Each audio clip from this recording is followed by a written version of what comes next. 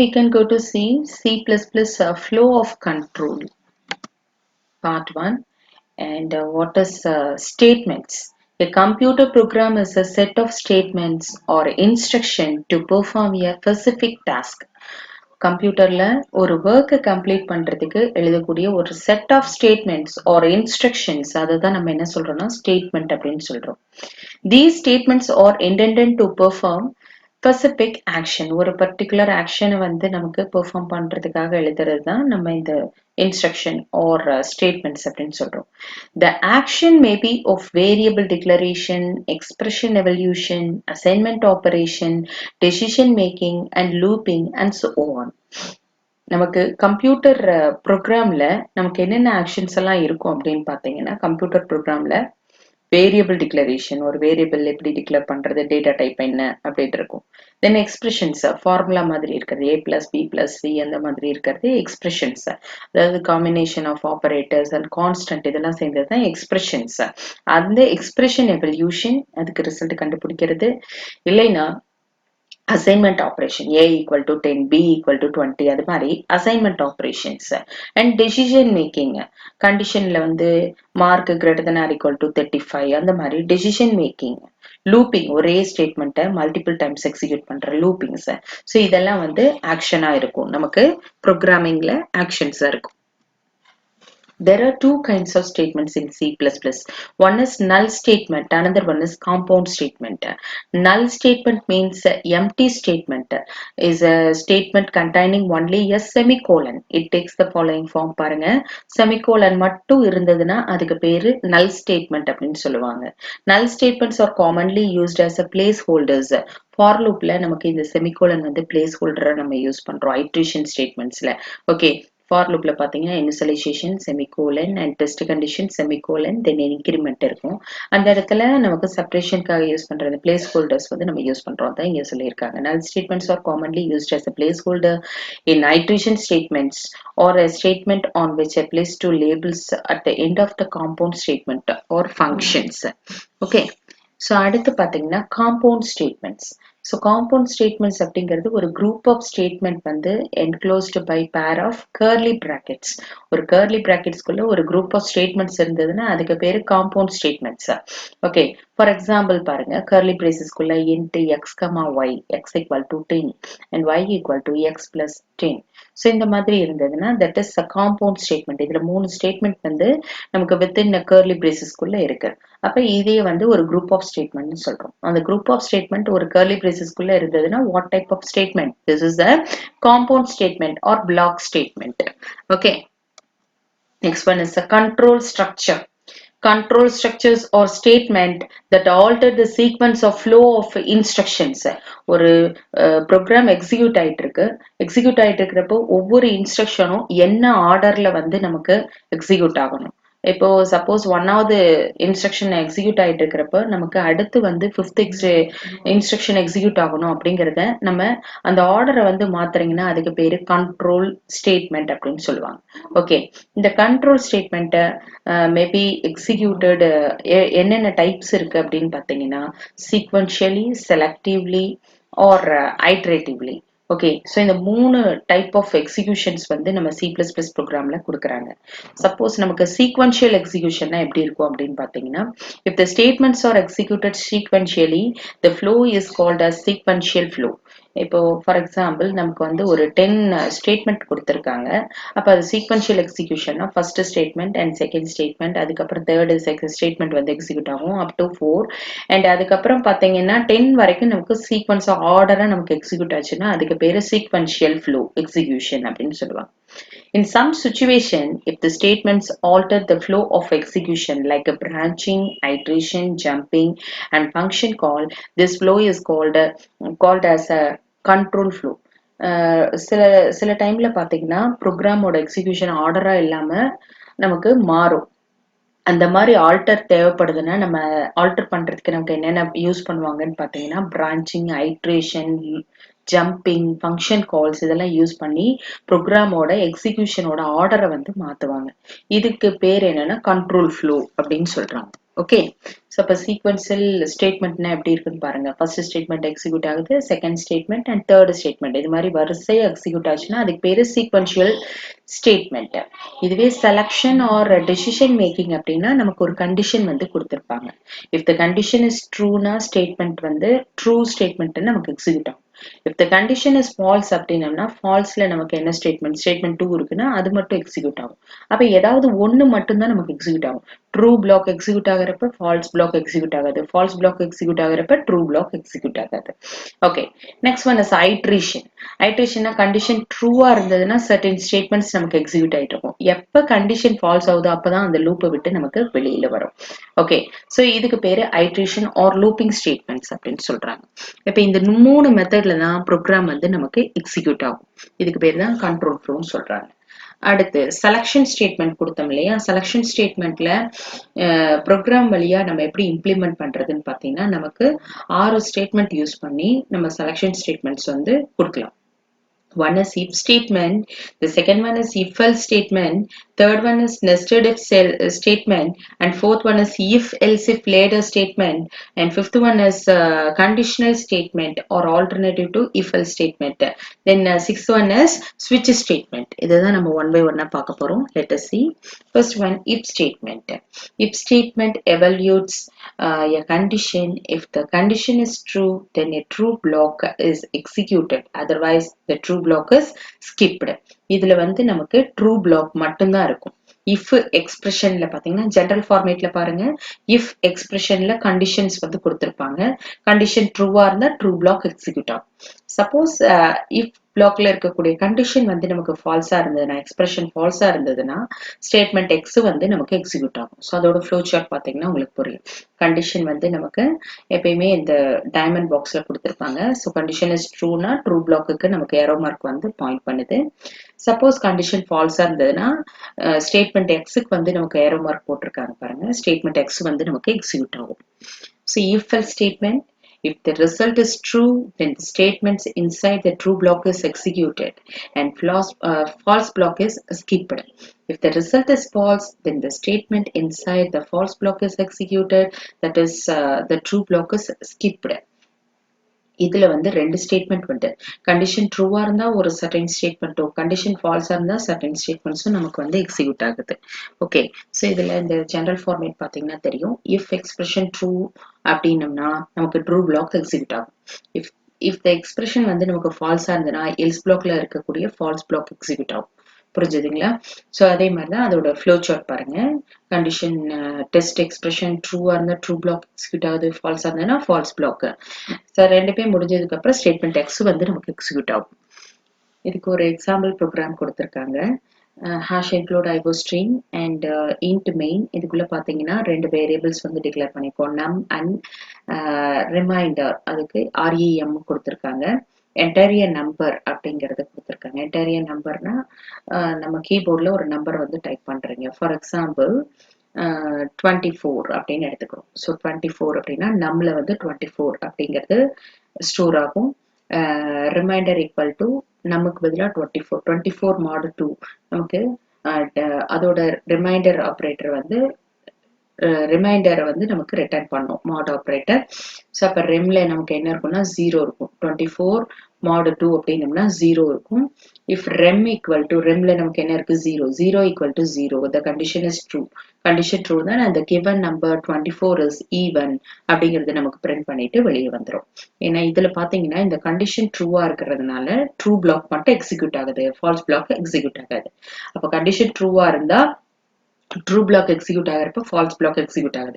Condition ஃபால்ஸா இருந்ததுன்னா else block execute ஆகும், ட்ரூ பிளாக் எக்ஸிக்யூட் ஆகாது. Okay, this is the example for the if else statement. Next is nested if statement. an if statement which contains another if statement is called nested if. ஒரு if statement குள்ள இன்னொரு if statement இருந்ததுன்னா அதுக்கு பேரு nested if. The nested can have one of the following three forms. இதுல மூணு forms வந்து நம்ம கிரியேட் பண்றோம் நெஸ்டட் இஃப்ல. ஃபர்ஸ்ட் ஃபார்ம் பாத்தீங்கன்னா if nested inside if part, if nested inside else part, if nested inside both if part and else part. ifக்குள்ள ஒரு if இருக்கலாம், ஒரு இஃப்க்குள்ள else part மட்டும் இருக்கலாம்.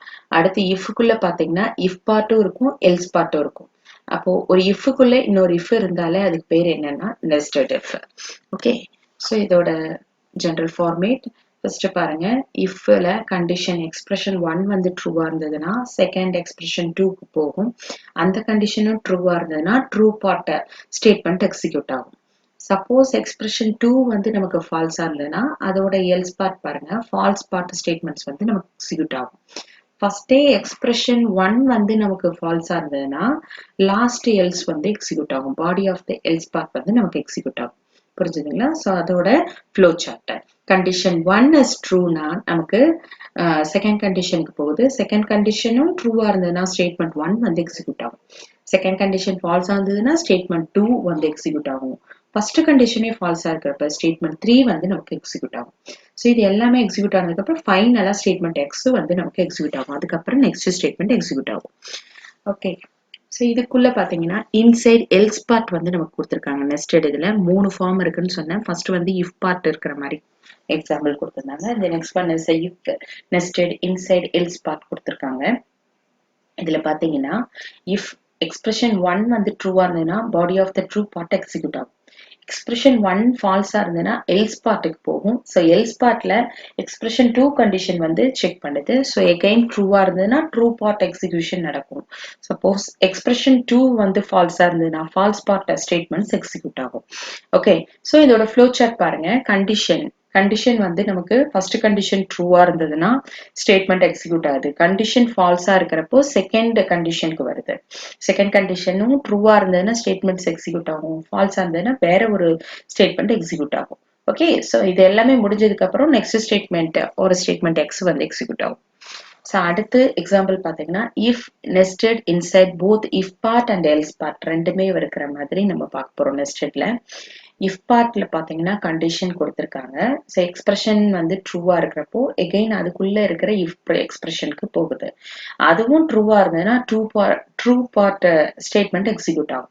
சப்போஸ் அந்த செகண்ட் எக்ஸ்பிரஷன் ஃபால்ஸா இருந்ததுன்னா எல்ஸ் பார்ட்ல இருக்கக்கூடிய ஃபால்ஸ் பார்ட் ஸ்டேட்மெண்ட்ஸ் எக்ஸிக்யூட் ஆகும். ஃபர்ஸ்ட் எக்ஸ்பிரஷனே நமக்கு ஃபால்ஸா இருக்கிறப்ப எல்ஸ் பார்ட்ல இருக்கக்கூடிய இஃப் ஸ்டேட்மெண்ட்ல எக்ஸ்பிரஷனை செக் பண்ணும். தேர்ட் எக்ஸ்பிரஷனை நமக்கு செக் பண்ணுது. ஸோ அது ட்ரூவா இருந்ததுன்னா ட்ரூ பார்ட் எக்ஸிக்யூட் ஆகும். தேர்ட் எக்ஸ்பிரஷன் ஃபால்ஸா இருந்ததுன்னா எல்ஸ் பார்ட்ல இருக்கக்கூடிய ஃபால்ஸ் ஸ்டேட்மெண்ட் எக்ஸிக்யூட் ஆகும். ஸோ இதோட ஃப்ளோ சார்ட் பாருங்க. கண்டிஷன் ட்ரூவா இருந்ததுன்னா வேற கண்டிஷனை செக் பண்ணுது. எகைன் அந்த கண்டிஷன் ட்ரூவா இருந்ததுன்னா ஸ்டேட்மெண்ட்ஸ், ஃபால்ஸா இருந்தா வேற ஒரு ஸ்டேட்மெண்ட். ஃபர்ஸ்ட் கண்டிஷனே நமக்கு ஃபால்ஸா இருந்ததுன்னா அதுக்கும் வேற சைடு கண்டிஷன் இருக்கு. ஸோ அது ட்ரூவா இருந்தா சர்டன் ஸ்டேட்மெண்ட்டும் ஃபால்ஸா இருந்தா சர்டன் ஸ்டேட்மெண்ட்ஸ் இருக்கும். So this is called a nested if statements.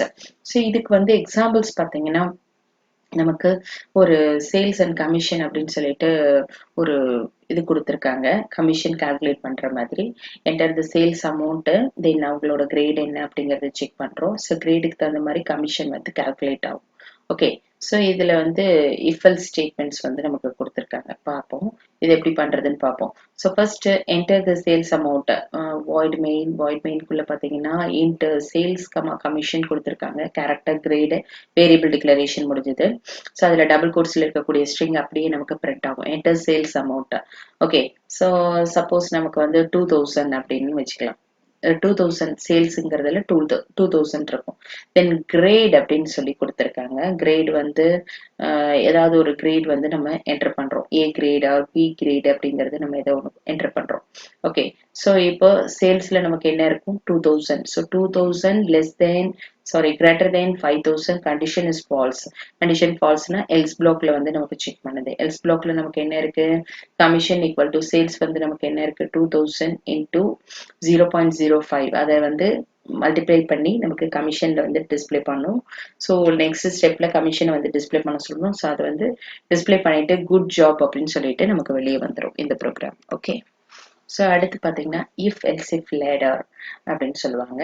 இதுக்கு பேரு மல்டி பாத் டெசிஷன் மேக்கிங் ஸ்டேட்மெண்ட்னு சொல்லுவாங்க. மல்டி பாத் டெசிஷன் மேக்கிங் ஸ்டேட்மெண்ட். இதுல பாருங்கன்னா நிறைய கண்டிஷன்ஸை வந்து கம்பேர் பண்றதுக்காக யூஸ் பண்ணக்கூடிய ஒன் ஆஃப் த செலக்டிவ், அதாவது branching statement. Okay, so condition 1 ட்ரூவா இருந்ததுன்னா ஸ்டேட்மெண்ட் 1 வந்து எக்ஸிக்யூட் ஆகும். கண்டிஷன் 1 ஃபால்ஸா இருந்ததுன்னா கண்டிஷன் 2 வந்து செக் பண்ணும். condition 2 ட்ரூவா இருந்தா ஸ்டேட்மெண்ட் 2 and ஃபால்ஸா இருந்ததுன்னா ஸ்டேட்மெண்ட் அடுத்த கண்டிஷன் செக் பண்ணும். அது மாதிரி நம்ம எத்தனை கண்டிஷன் செக் பண்ணானா நம்பர் ஆஃப் கண்டிஷன்ஸ் வந்து இதுல எவ்வளவு வேணாலும் கொடுத்துக்கலாம். அதனாலதான் n கண்டிஷன்ஸ் கொடுத்திருக்காங்க. ஓகே, சோ இதுக்கு பேரு if else if ladder statements. So இதோட general format, if expression 1 then go to execute the statement 1. If the expression is 1 வந்து false ஆனதுன்னா else block க்கு போகும். else blockல expression 2 வந்து execute பண்ணும்.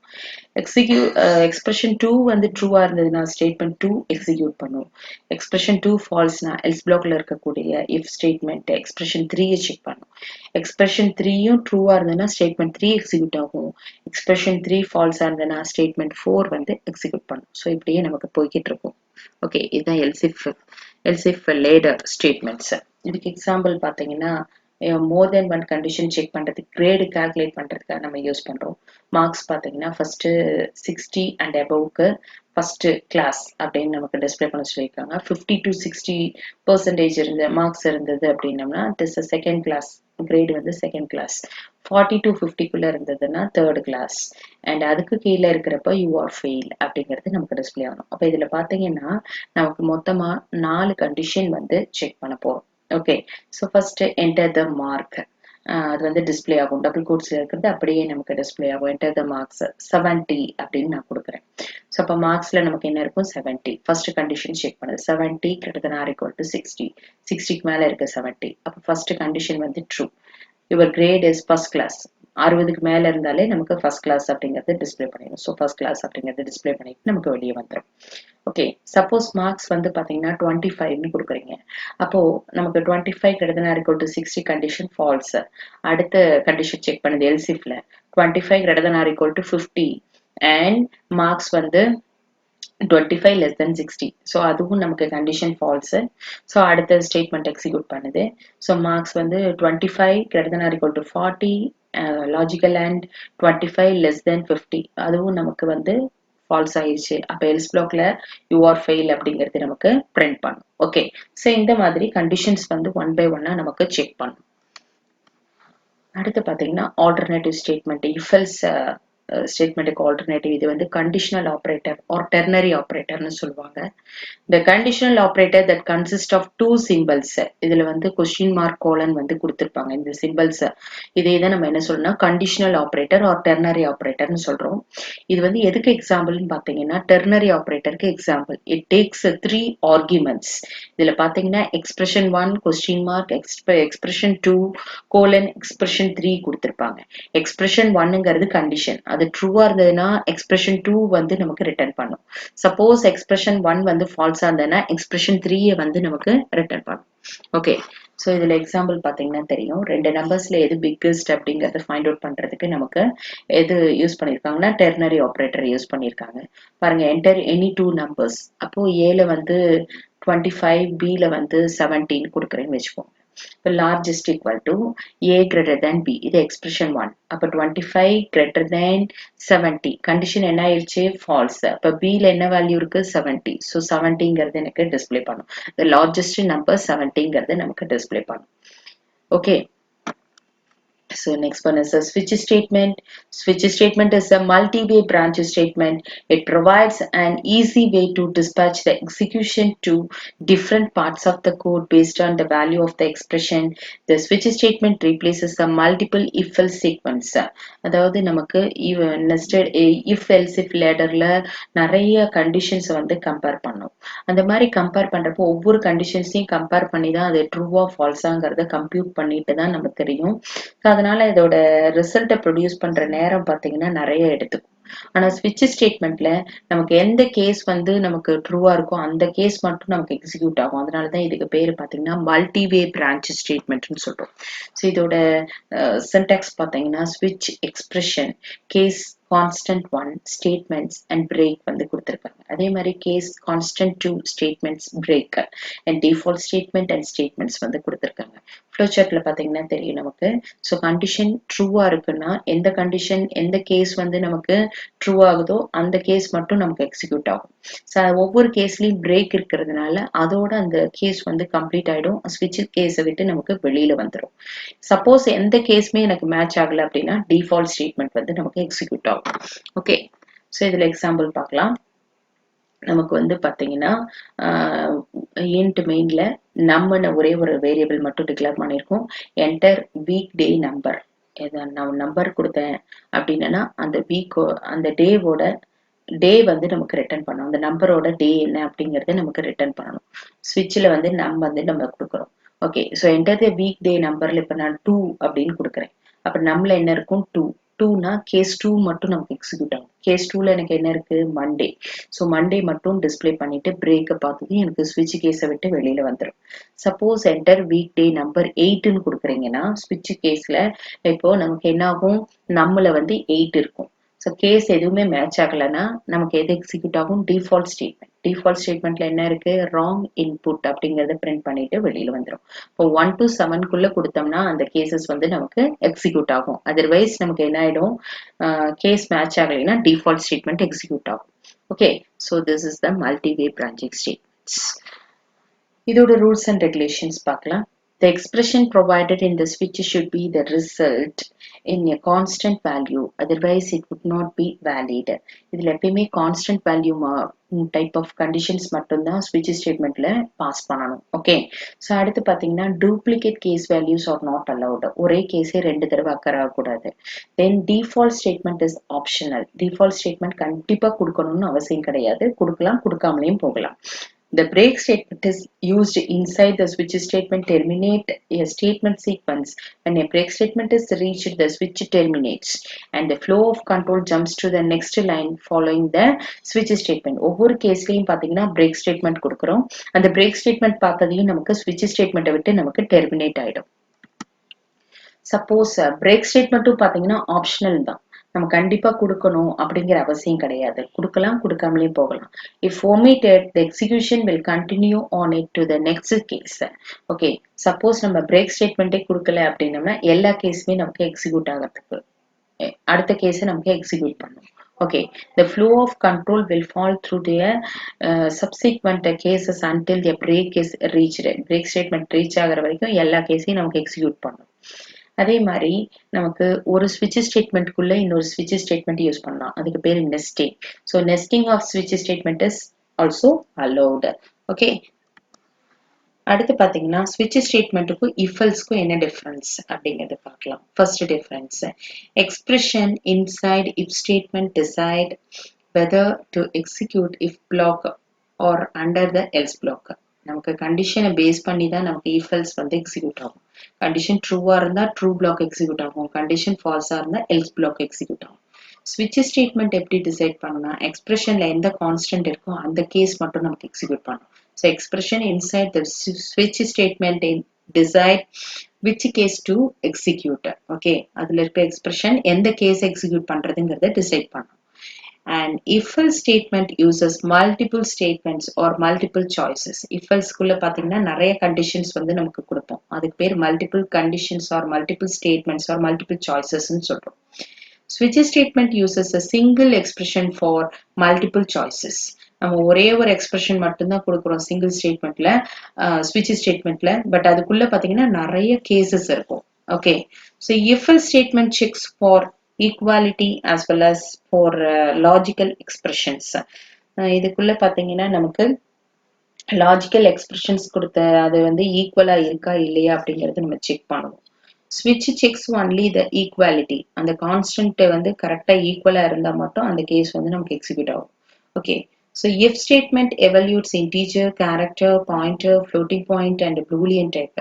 if statementல இந்த data types எல்லாம் நம்ம வந்து கொடுக்கலாம். ஓகே, எதையெல்லாம் evaluate பண்ணுதுன்னா integer type, character, pointer, floating point, boolean type எல்லாத்தையுமே evaluate பண்ணுது.